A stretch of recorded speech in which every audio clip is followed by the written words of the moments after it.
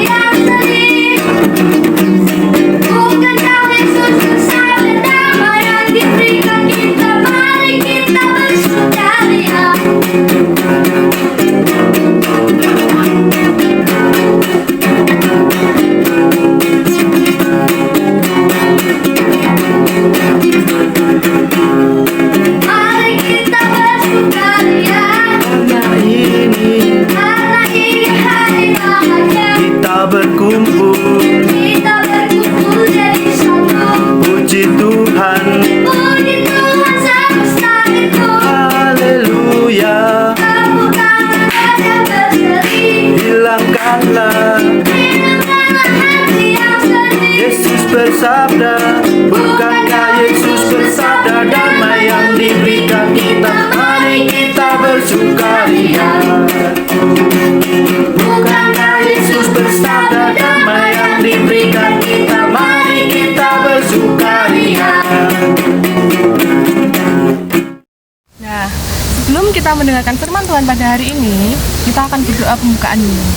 Yuk, kita lipat tangan, kita ambil sikap berdoa. Mbak Grace hantarkan. Selamat pagi Tuhan Yesus, terima kasih Tuhan untuk penyertaan-Mu di kehidupan kami hari lepas hari Tuhan Yesus. Tuhan, sebentar anak-anak-Mu akan mendengarkan firman-Mu, kiranya Kau memberkati kami, membuka pintu hati kami Tuhan, agar kami dapat mendengarkan firman-Mu dan melakukan dalam kehidupan kami sehari-hari. Tuhan, apabila ada teman-teman kami yang pada hari ini sedang sakit, kiranya Engkau menyembuhkan teman-teman kami agar dapat beraktivitas dan memuliakan nama-Mu kembali. Di dalam nama Tuhan Yesus kami telah berdoa dan mengucap syukur. Amin. Nah, kita akan mendengarkan firman Tuhan. Yuk, yang di rumah kita ambil Alkitab kita akan belajar firman Tuhan melalui Kejadian 41 ayatnya yang pertama sampai ke 30. Kejadian 41 ayat 1 sampai 36. Mimpi Firaun. Setelah lewat 2 tahun lamanya, bermimpilah Firaun bahwa ia berdiri di tepi sungai Nil. Tampaklah dari sungai Nil itu keluar 7 ekor lembu yang indah bangunnya dan gemuk badannya, lalu memakan rumput yang di tepi sungai itu. Kemudian tampaklah juga 7 ekor lembu yang lain yang keluar dari dalam sungai Nil itu. Buruk bangunnya dan kurus badannya, lalu berdiri di samping lembu-lembu yang tadi di tepi sungai itu. Lembu-lembu yang buruk bangunnya dan kurus badannya itu memakan ke-7 ekor lembu yang indah bangunnya dan gemuk itu. Lalu terjagalah Firaun. Setelah itu, tertidur pulalah ia dan bermimpi kedua kalinya. Tampak timbul dari satu tangkai 7 bulir gandum yang bernas dan baik. Tetapi, kemudian tampaklah juga tumbuh 7 bulir gandum yang kurus dan layu oleh angin timur. Bulir yang kurus itu menelan ketujuh bulir yang bernas dan berisi tadi. Lalu terjagalah Firaun. Agaknya ia bermimpi. Pada waktu pagi, gelisahlah hatinya. Lalu disuruhnyalah memanggil semua ahli dan semua orang berilmu di Mesir. Firaun menceritakan mimpinya kepada mereka, tetapi seorang pun tidak ada yang dapat mengartikannya kepadanya. Lalu berkatalah kepala juru minuman kepada Firaun, "Hari ini aku merasa perlu menyebutkan kesalahanku yang dahulu. Waktu itu, tuanku Firaun murka kepada pegawai-pegawainya dan menahan aku dalam rumah pengawal istana beserta dengan kepala juru roti. Pada satu malam juga kami bermimpi. Aku dan kepala roti itu masing-masing mempunyai mimpi dengan artinya sendiri. Bersama-sama dengan kami ada di sana seorang muda Ibrani, hamba kepala pengawal istana itu. Kami menceritakan mimpi kami kepadanya, lalu diartikannya kepada kami mimpi kami masing-masing. Dan seperti yang diartikannya itu kepada kami, demikianlah pula terjadi. Aku dikembalikan ke dalam pangkatku dan kepala juru roti itu digantung." Kemudian Firaun menyuruh memanggil Yusuf. Segeralah ia keluarkan dari tutup. Ia bercukur dan berganti pakaian, lalu pergi menghadap Firaun. Berkatalah Firaun kepada Yusuf, "Aku telah bermimpi, dan seorang pun tidak ada yang dapat mengartikannya. Tetapi telah kudengar tentang engkau. Hanya dengan mendengar mimpi saja engkau dapat mengartikannya." Yusuf menjawab Firaun, "Bukan sekali-kali aku, melainkan Allah juga yang akan memberitakan kesejahteraan kepada tuanku Firaun." Lalu berkatalah Firaun kepada Yusuf, "Dalam mimpiku itu akan berdiri di tepi sungai Nil. Lalu tampaklah dari sungai Nil itu keluar 7 ekor lembu yang gemuk badannya dan indah bentuknya, dan makan rumput yang di tepi sungai itu. Tetapi kemudian tampaklah juga keluar 7 ekor lembu yang lain, kulit pemalu tulang, sangat buruk bangunnya dan kurus badannya. Tidak pernah kulihat yang seburuk itu di seluruh tanah Mesir. Lembu yang kurus dan buruk itu memakan ke-7 ekor lembu gemuk yang mula-mula. Lembu-lembu ini masuk ke dalam perutnya, tetapi walaupun telah masuk ke dalam perutnya, tidaklah kelihatan sedikit pun tandanya. Bangunnya tetap saja buruk seperti semula. Lalu terjagalah aku. Selanjutnya, dalam mimpiku itu kulihat timbul dari satu tangkai 7 bulir gandum yang berisi dan baik. Tetapi kemudian tampaklah juga tumbuh 7 bulir yang kering, kurus dan layu oleh angin timur. Bulir yang kurus itu memakan ke-7 bulir yang baik tadi. Telah kuceritakan hal ini kepada semua ahli, tetapi seorang pun tidak ada yang dapat menerangkannya kepadaku. Lalu kata Yusuf kepada Firaun, "Kedua mimpi tuanku Firaun itu sama. Allah telah memberitahukan kepada tuanku Firaun apa yang hendak dilakukannya. Ke-7 ekor lembu yang baik itu ialah 7 tahun, dan ke-7 bulir gandum yang baik itu ialah 7 tahun juga." Kedua mimpi itu sama. Ke-7 ekor lembu yang kurus dan buruk yang keluar kemudian, maksudnya 7 tahun. Demikian pula ke-7 bulir gandum yang lambat dan layu oleh angin timur itu, maksudnya akan ada 7 tahun kelaparan.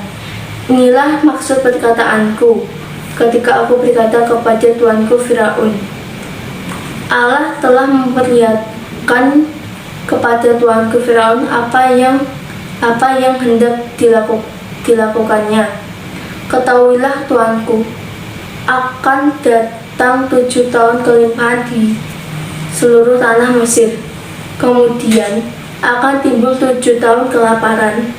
Maka akan dilupakan segala kelimpahan itu di tanah Mesir, karena kelaparan itu mengurus keringkan negeri ini. Sesudah itu akan tidak kelihatan lagi bekas-bekas kelimpahan di negeri ini, karena kelaparan itu sebab sangat hebatnya kelaparan itu. Sampai 2 kali mimpi itu diulangi bagi tuanku Firaun. Berarti hal itu telah ditetapkan oleh Allah dan akan segera melakukannya. Oleh sebab itu, baiklah tuanku Firaun mencari seorang yang berakal, budi, dan bijaksana, dan mengatakannya menjadi kuasa atas tanah Mesir. Baiklah juga tuanku Firaun berbuat begini, yakni menempatkan penilik-penilik atas negeri ini, dan dalam ke-7 tahun kelimpahan itu memungut 1/5 dari hasil tanah Mesir. Mereka harus mengumpulkan segala bahan makanan dalam tahun-tahun baik yang akan datang ini, dan di bawah kuasa tuanku Firaun menimbun gandum di kota-kota sebagai bahan makanan, serta menyimpannya. Demikianlah segala bahan makanan itu menjadi persediaan untuk negeri ini dalam ke-7 tahun kelaparan yang akan terjadi di tanah Mesir, supaya negeri ini jangan binasa karena kelaparan itu. Wah, Yusuf bersih dan keren. Diam!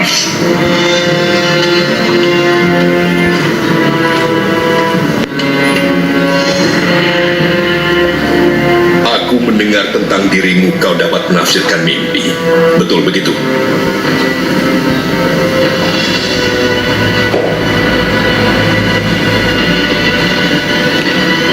Bukan aku. Ya ampun.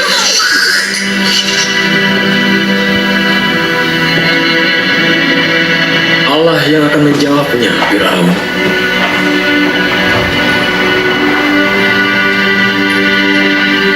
Dengarkan, dalam mimpiku aku berdiri di pinggir sungai.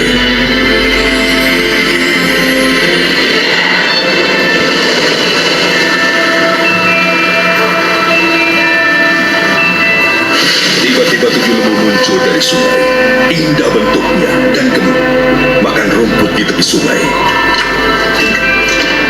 Lalu tampaklah 7 lembu lainnya muncul, sangat buruk dan kurus badannya.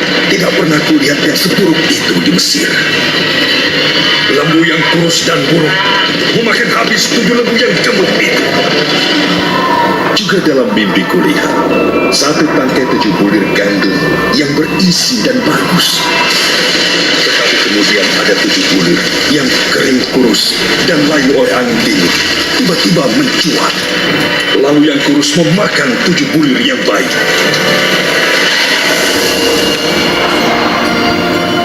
Kedua mimpi itu sama.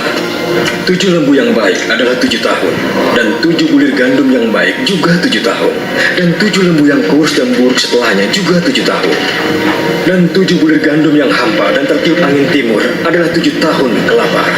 Allah memperlihatkan apa yang hendak dilakukannya. Ketahuilah, akan datang 7 tahun kelimpahan di seluruh tanah Mesir. Tapi kemudian timbul 7 tahun kelaparan, dan segala kelimpahan itu akan dilupakan. Mesir akan kelaparan. Maafkan hamba, Firaun. Jika Tuanku tidak menyusun rencana menyimpan panen dari tahun kelimpahan, Mesir tidak akan bertahan. Firaun tidak akan suka dengan tafsirannya.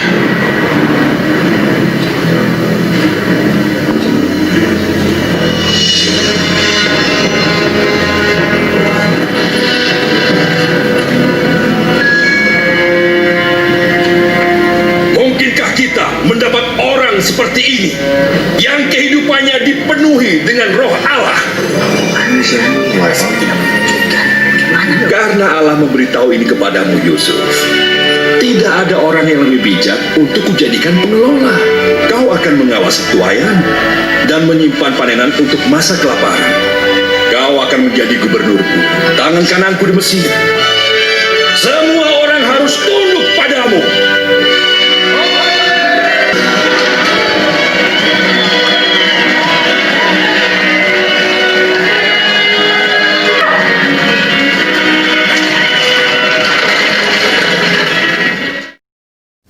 Nah, adik-adik, setelah mendengarkan firman Tuhan, kita dapat mengambil kesimpulan.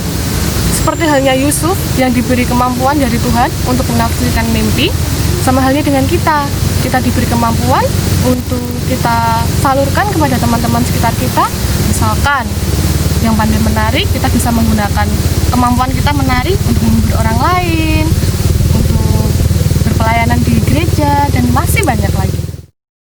Adik-adik, sebelum kita mengakhiri sekolah minggu pada pagi ini, mari kita siapkan sedikit berkat dari Tuhan. Kita akan mengisikan berkat dari Tuhan dan kita akan berpersembahan.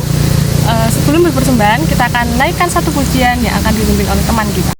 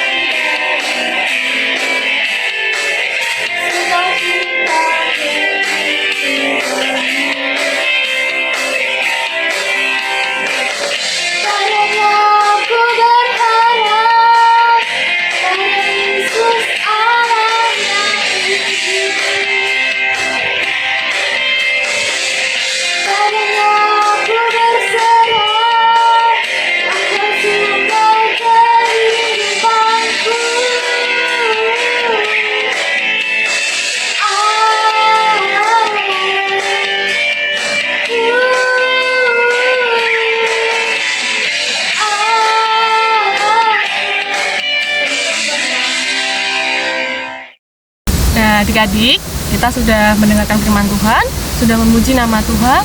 Tibalah saatnya kita di akhir sekolah minggu pada hari ini. Kita akan tutup sekolah minggu pada pagi hari ini dengan berdoa penutup. Akan saya hantarkan. Terima kasih Tuhan untuk berkat penyertaan-Mu di setiap kehidupan kami.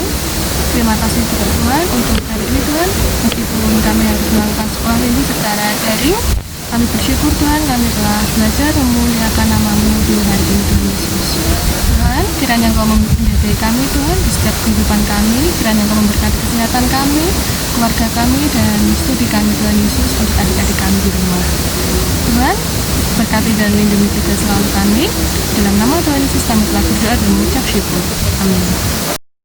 Nah, sekolah minggu hari ini udah selesai nih. Untuk adik-adik, pesan Mbak Grace, kalau keluar rumah jangan lupa pakai masker dan jangan lupa cuci tangan ya. Dan kalau ke tempat-tempat yang ramai, dimohon untuk jaga jarak biar aman. Jaga kesehatan semuanya. Yesus di dalam rumahku.